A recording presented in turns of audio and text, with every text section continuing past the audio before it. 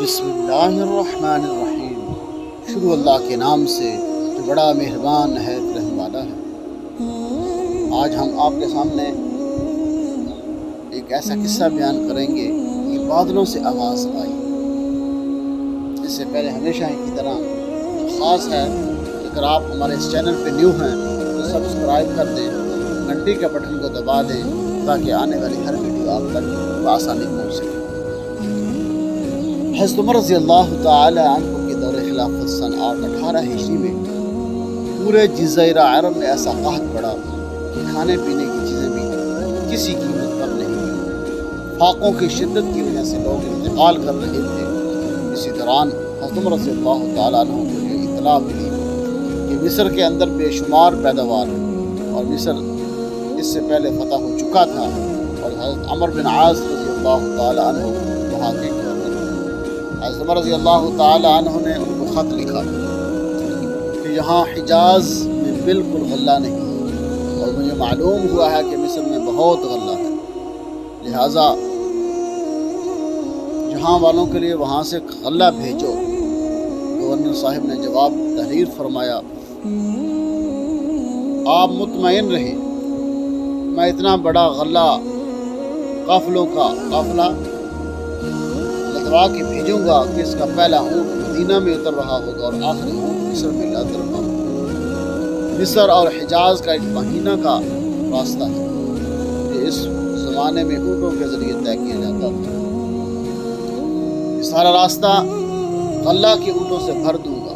چنانچہ غلہ آیا اور اتنا ہی آیا، اور مدینہ پاک میں اور اطراف میں منادی کرا دی گئی کہ جس کا جی چاہے حضرت عمر رضی اللہ تعالیٰ عنہ کے دسترخوان پر کھانا کھائے، اور جس کا جی چاہے اپنا راشن اپنے گھر لے جائے۔ چنانچہ ہزارہا لوگوں نے وہی دسترخوان پر کھانا کھایا اور بہت سے اپنے گھروں کو لے گئے۔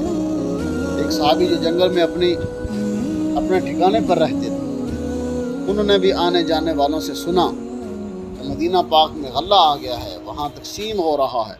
ان کے پاس ایک بکری تھی، انہوں نے سوچا کہ میں چلا جاؤں گا، اکیلی بکری کو کوئی جانور کھا جائے گا، لاؤ بکری کو ذبح کر لوں اور کھا لوں اور چلنے کی کچھ طاقت اور ہمت آ جائے۔ چنانچہ بکری کو ذبح کیا گیا تو ایک قطرہ بھی خون کا نہ نکلا۔ یہ منظر دیکھ کر وہ صحابی رو پڑے اور سر پکڑ کر بیٹھ گئے کہ ہمارا بھی برا حال ہے، اور تو اور ہمارے جانور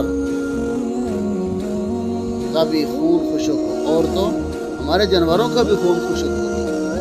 بکری میں خون جب ہوتا، جب چارہ کھاتی، پانی پیتی، جب نہ چارہ ہے نہ پانی ہے، نہ کہاں سے خون نکلا؟ صحابی سر پکڑ کر رونے لگے، روتے روتے گر گئے اور گر کر نیند آ گئی۔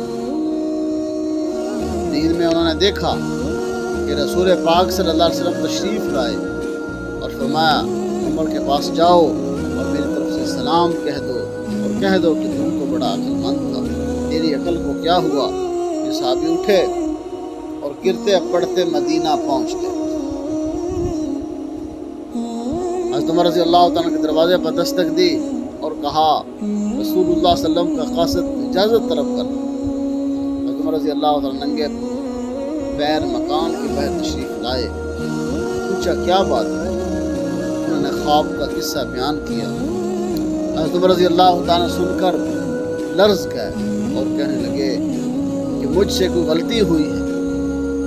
اسی وقت مدینہ پاک میں جو اہل الرائے تھے ان کو جمع کیا اور ارشاد فرمایا کہ بھائی، بار بار میں تم لوگوں سے کہتا رہا کہ اگر مجھ سے کوئی بھول چوک ہو جائے تو مجھے متنبہ کر دیا جائے، مگر تم لوگوں نے مجھے متنبہ نہیں کیا۔ میرے آقا جناب محمد رسول اللہ صلی اللہ علیہ وسلم نے مجھے یہ پیغام بھیجا ہے، بتاؤ مجھ سے کیا غلطی ہوئی؟ صحابہ رضی اللہ تعالیٰ عنہ مجمعین نے کہا کہ ہماری سمجھ میں تو کوئی غلطی نہیں آتی۔ ایک صحابی کھڑے ہوئے، انہوں نے عرض کیا کہ میری سمجھ میں ایک بات آئی ہے کہ آپ کے ملک میں قحط پڑ رہا تھا اور غلہ نہیں تھا، لوگ بھوک کی وجہ سے مر رہے تھے، مگر بجائے اس کے کہ آپ اللہ تعالیٰ سے مانگتے، آپ نے اپنے گورنر اور اپنے ہی جیسے انسان سے درخواست کی۔ یہ ہے وہ غلطی۔ حضرت رضی اللہ عنہ نے فرمایا واقعتاً یہی غلطی ہے۔ پھر سب نے کہا کہ یہی واقعی یہی غلطی ہے۔ حضرت رضی اللہ تعالیٰ نے اسی وقت دعا مانگی، اپنی خطا کی معافی چاہی، دعا کے لیے ہاتھ اٹھائے، اے اللہ مجھے معاف کر دے، اے اللہ مجھے معاف کر دے، اے اللہ مجھے معاف کر دے۔ میں نے انسان سے مانگا، تجھ سے کیوں نہ مانگا؟ آج سے میں یا اللہ پھر تم سے ہی مانگتا ہوں کہ اللہ اس کا حد کو دور کر دے، لوگوں کو سیراب کر دے، آسمان سے بارش برسا دے، پانی برسا دے، باران رحمت نازل فرما دے۔ عمر رضی اللہ تعالیٰ عنہ نے دعا کی، آسمان کے بادلوں میں کھلبلی مچ گئی، فرشتوں کی دوڑیں لگ گئی اور ہر بادل ایک دوسرے سے آگے بڑھ رہا تھا اور یہ کہہ رہا تھا چلو مدینے عمر نے بلایا ہے، چلو مدینے عمر